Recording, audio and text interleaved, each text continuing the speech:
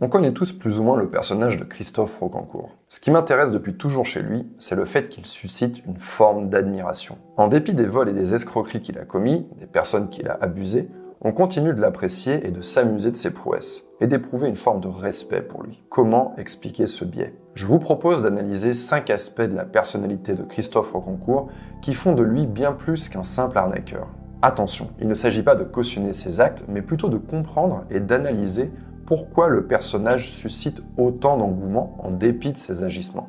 Premier aspect, l'école de la vie avant tout. Un premier point qui rend le personnage de Rocancourt fascinant, c'est son ascension sociale spectaculaire. Il vient d'une famille particulièrement pauvre, et il n'hésite pas à le dire et à en parler. Il embrasse ses origines avec fierté. Et le compagnon de votre grand-mère maternelle, c'est un gitan. Alors là, ça commence à se passer un peu mieux. Il vous apprend à braconner, et surtout, il vous apprend à rester de marbre quand les gendarmes l'interrogent et vous interrogent. Et plus tard, ce sera utile avec les mecs du FBI, ça. Mon grand-père, c'était quelqu'un de bien, quelqu'un que j'aimais beaucoup.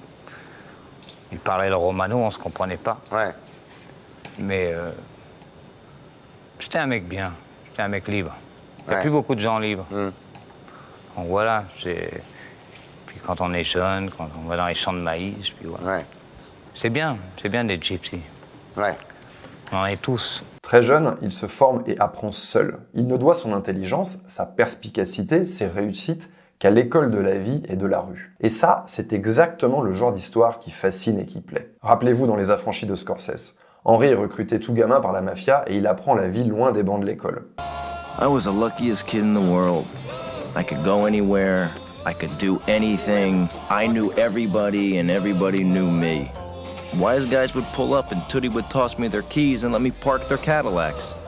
I mean, here I am, this little kid, I can't even see over the steering wheel, and I'm parking Cadillacs. Pour Rocancourt, c'est la même chose. Avant d'être un criminel ou un escroc, il est celui qui s'en est sorti et qui a réussi seul. Il a une vraie dimension de revanche sociale. Regardez dans cet extrait l'admiration que l'épicier éprouve pour lui. Monsieur Christophe, Ça va quoi? Comment ça va? j'ai pas raté aucune de vos émissions à la télé. Ah, c'est gentil. Ah oui, je suis fan de vous. J'aimerais bien être à sa place, même si je ne fais pas ce qu'il a fait. Mais c'est-à-dire que c'est d'être courageux et puis foncer quoi, hein, s'affronter la vie. La réussite, quoi. Voilà, exactement, tout à fait.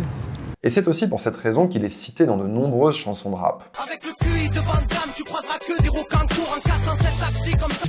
Y'a tous ces jeunes qui rêvent d'être des Rocancourt. J'aimerais faire un coup à la Rocancourt. Comme Rocancourt, on a la sale manie de vouloir piloter grosse bécane, VTT, berline. Christophe Rocancourt, avec l'intelligence, de se procurer le code d'un coffre sans arme ni violence. Cette première idée nous amène directement à la suivante. Deuxième aspect, le syndrome Robin des Bois. Voler, s'approprier un bien contre la volonté de son propriétaire est répréhensible à 2 titres.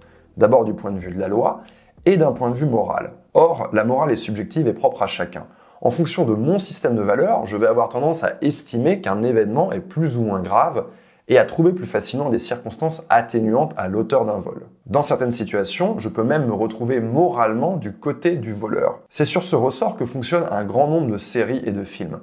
Casa de Papel, la série des Oceans. Beaucoup d'études scientifiques ont mesuré les limites de la morale individuelle. Et on sait que l'une des situations d'acceptation la plus répandue est celle où le vol vient rétablir une situation initiale injuste. C'est une sorte de syndrome de Robin des Bois. Voler aux riches pour donner aux pauvres sans tuer ni blesser quiconque est finalement perçu comme quelque chose de bien. C'est d'ailleurs ce qu'évoque la chanson Dans le ventre du 113 en featuring avec Rocancourt lui-même.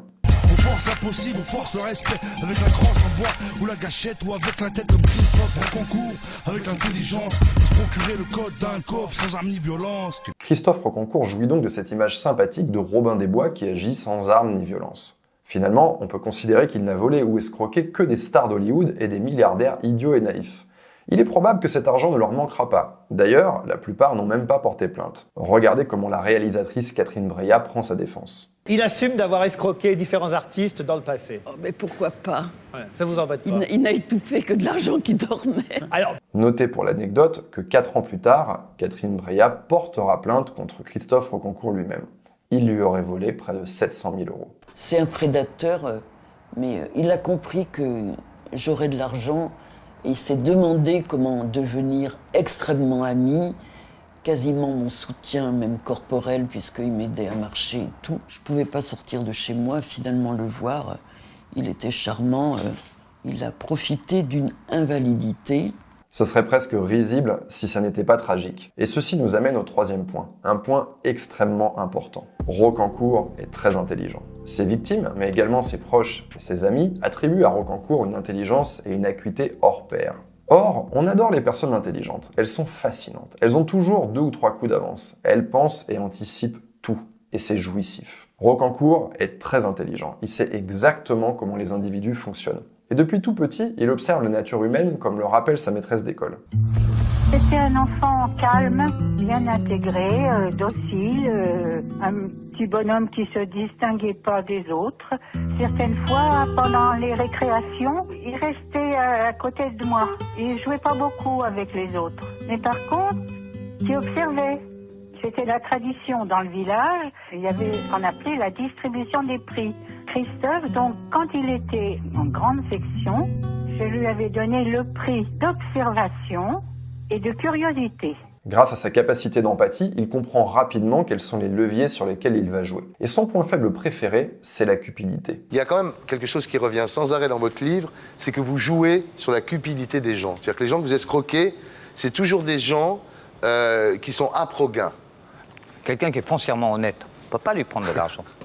C'est d'ailleurs pour cette raison que finalement, peu de victimes portent réellement plainte contre lui. Il vole de l'argent acquis illégalement ou à des personnes qui en ont suffisamment et se sentent honteuses d'avoir été aussi naïves et de s'être fait avoir. C'est ce qui m'amène au point suivant. Quatrième aspect, un système de valeurs qui lui appartient mais qui existe. Rocancourt n'apparaît pas comme quelqu'un de totalement amoral. Il possède son propre système de valeurs cohérent. Il n'estime pas spécialement les personnes qui l'escroquent parce que pour lui, elles sont simplement stupides, cupides et mauvaises. A l'inverse, il est sensible à la grande pauvreté, à la liberté, au mérite et à la grandeur d'âme.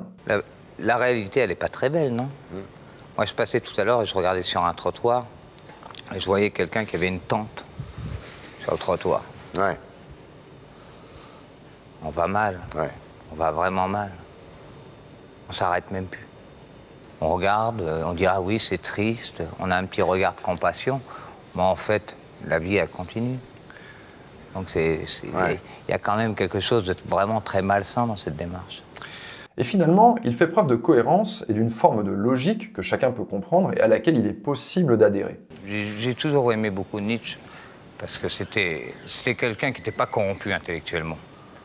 Il y a beaucoup de corrompus intellectuels.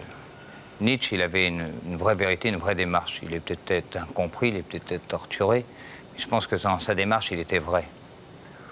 Et ce qui est vrai, par l'existence et par la preuve des choses, tout ce qui ne tue pas vous rend plus fort. Ouais. Ben voilà.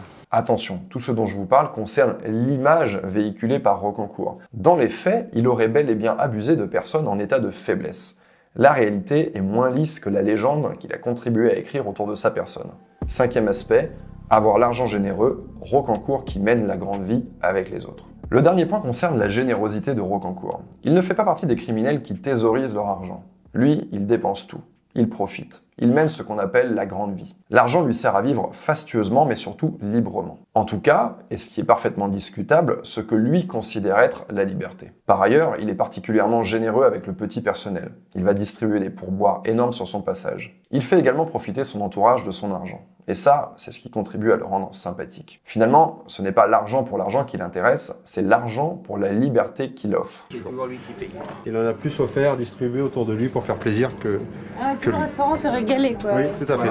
Pour moi, l'argent, c'est de l'essence comme dans une voiture. Vous savez, vous mettez le plein et vous roulez tant de kilomètres.